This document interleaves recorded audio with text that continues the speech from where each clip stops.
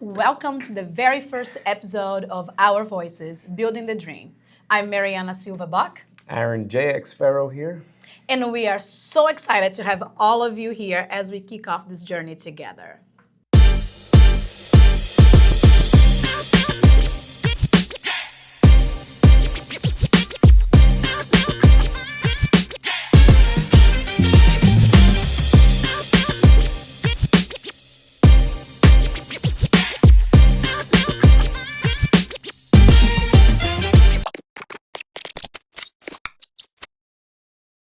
Really appreciate you jumping on my crazy idea into building this dream and bringing some other folks here that can share their stories and we can learn from, and the people watching us can learn as well, whether it's just a good story or if there's lessons. So I'm looking forward to doing this and working with you. I'm just as excited when you brought this idea to me, and you had like the whole idea put together.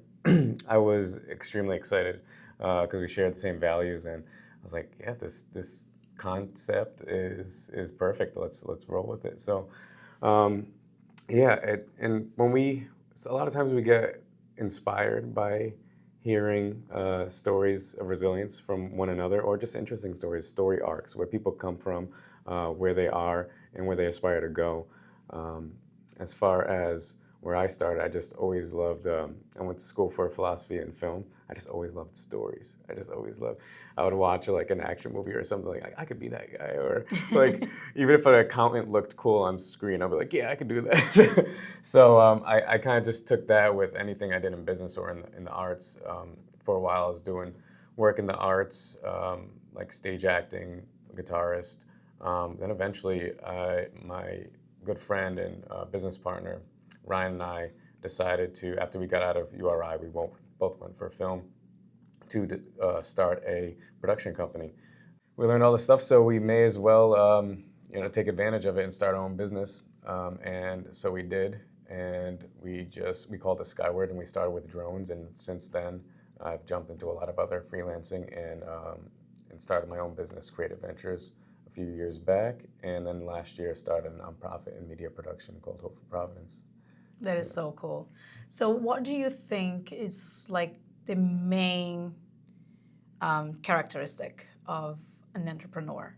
What do you think is like that main drive that makes somebody an entrepreneur? Like what is that calling? Yeah, I'd say for me it would be like creating something, but I think a main universal calling is someone who wants to solve a problem. I know it sounds cliche, but whether it's an engineer who wants to make something that's solving a problem, even like a small button on something that makes it better on like an airplane or something. People who are entrepreneurs generally want to create solutions in the world in whatever field that may be. So I think that's like the baseline. Yeah. How about yourself? What do you think? So for me, there's a couple different things, right? I think that yes, wanting to solve a problem, identifying a problem as simple as could be. For me, when I started my business with Little Maven Lemonade, it was really about finding that representation.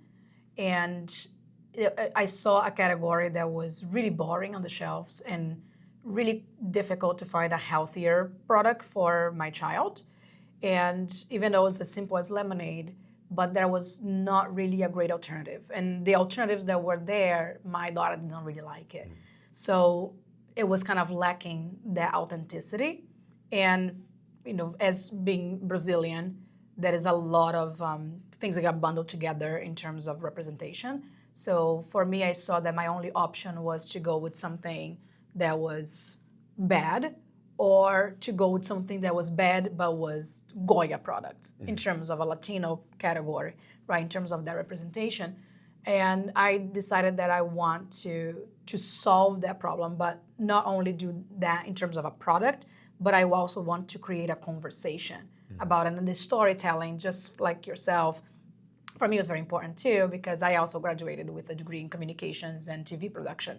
So, and I grew up in the theater and doing TV, so the idea of storytelling in a way that can be impactful, and at the same time, while creating a business, was really the main driver for me. Like if somebody's not doing it, then let me tell the story this way.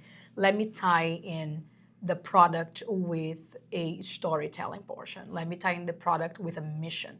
So the storytelling for me became more of the mission of my product than the product itself. Yeah. And it Right? strengthens the brand that Exactly. way, you know. So for me, when I was looking for creating the product, how do I going to represent this? And during a heavy political climate, I decided that I want to represent people from different backgrounds. So, for me, it's about celebrating our immigrant heritage while limited the time. So I created products from different countries, or what my interpretation would be in paying homage to different countries and different regions of the world in a very simple formula. And it's a clean label product that's good for you, good for the community. And in terms of that resilience part, for me, what makes me the entrepreneur is beyond solving a problem is that I don't fit in. And I had to come to terms that I do not fit in the standard setting of the work of corporate jobs, because every time that I'm there, I'm a very curious person. So I'm always learning more. I'm always thinking about ways things can be done better. Again, solving the problem, right? Whatever it is. And every time that I see me in a corporate setting, I don't have the room to make those calls. I don't have the space to make those changes. Suggestions go, unnoticed, or they get taken credit by somebody else. And you feel kind of like you're powerless. You kind of get stuck in a paradigm, and your ability to actually resolve problems, because you need to think creatively sometimes when it doesn't fit the script of how things get done. You need to be another aspect of that resilience, and being an entrepreneur is an ability to think outside the box, step away from it, and maybe go about it unconventionally to get to the result that you need. Exactly. And then it always ended up with somebody thinking that I'm stepping on their toes, and it's not the case. I'm there to, I want to solve the problem. I want to kind of be there and do good, right, for the problem at hand, for the company at hand. And after a little while, I started to get very uncomfortable that I'm not able to solve a problem, or I'm not able to do something, or even climbing the corporate ladder. It's a longer process that you need to be invested in doing that, where as an entrepreneur, I can really grab that issue and handle myself. And get a team and get people involved, and we can solve it much faster and collectively. So for me, I think that part of the calling for me is the not fitting in.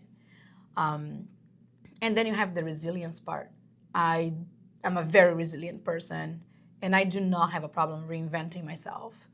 It is an exhausting process, but I think that that's also what makes us great entrepreneurs, is that we are resilient enough where we can take a hit, and then we get up and we do it again. We might get up licking our wounds. It might take a minute, or it might take a year. For me, coming back with Little Maven is taking me almost 2 years now in the process of, I got hit, I'm getting back up, and I'm doing slowly with the best that I can do, because we have a lot of limitations, right? That's a massive factor. And that resilience is not taking the loss as a loss. Use that L, change it from a loss to a learn, because we get and that's the thing that differentiates someone who settles on being a failure or successful, is that you settle on the failure, or you use that failure to become a winner. You take note of it, just like scientific method, right? You take note on the experiment. You can't get attached to not hitting the mark. Like, take note on not hitting the mark, on how to get closer to the mark. Exactly. And I think for me, it's like I am chasing the end goal, but also learning through the journey, right? But until I get to my end goal, then the journey is not over. So whether I'm gonna take a couple hits here and there, and I need to get up and I need to change the strategy, is the L is for learning. So what does need to change? Where did I make a mistake? Can I take a step back? Can I recover? But I think the hardest part also is know when it's not working and when it's time to move on. I think as entrepreneurs, we have a difficult time doing that. That's what the step away is necessary for sometimes. Get some fresh eyes on it. Yes, exactly. And having people around you that understand what you're doing, whether it's mentors or peer group and whatnot. So as we were talking earlier before we start shooting, like, sometimes the people immediately around us don't understand, and they shouldn't, because it's not their dream. It's not and they try to protect us because they love us and they don't want to see us fail or get hurt and keep trying without much of that understanding of how we are built. Yeah. Right? So it's important to have people around us that understand what we're doing, to build that community of entrepreneurs, people who closed the doors and started something new, people that insisted, got hit, got back up and kept going, people who just had a momentum after momentum and kept going. And and I think that's what I really want to see, like what are the differences, where they intersect, what makes them who they are, and what gets them going. Yeah. And I'm really interested in finding out and learning more and getting those people as my community. So what can I learn? What can I do different in my business? Could I have been recovering faster? Do I need to be looking at something else? How much accountability do we take for our mistakes and for those lessons? So all those things I wanted to really hear from them, so I also apply in my business and in my life. Yeah, it is exciting. And another factor of being an entrepreneur is that curiosity, right? Is, having the courage and confidence to move forward, but also the humility to observe what's around you, to constantly keep on learning. We're teachers and students at the same time, and this journey is going to be really exciting. Yes. Because we're all inherently unique in this path, but we're all following that path of entrepreneurship. So it's going to be really exciting to hear all these stories and see exactly what we can learn and what we can display. Yes, I'm very excited to learn from everybody that we bring in. I'm excited to learn from you and your experiences and what you're bringing to the show. So thank you for joining me on this venture. Likewise, it's going to be great. Yes, we got it.